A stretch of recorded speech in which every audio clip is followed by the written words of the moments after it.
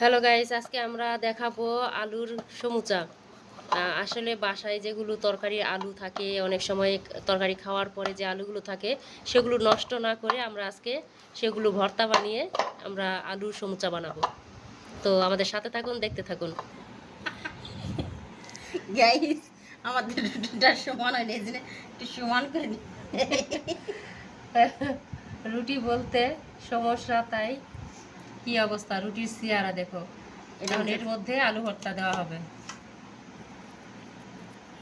এর মধ্যে আলু ভর্তা দিয়ে মুড়ে নিতে হবে। এক সাইডে দেওয়া লাগবে, সব জায়গায় না।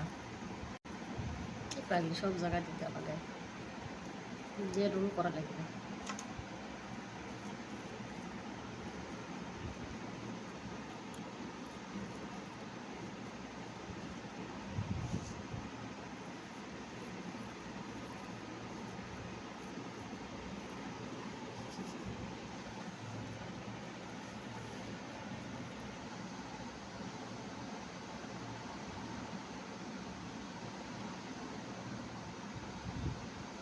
ডান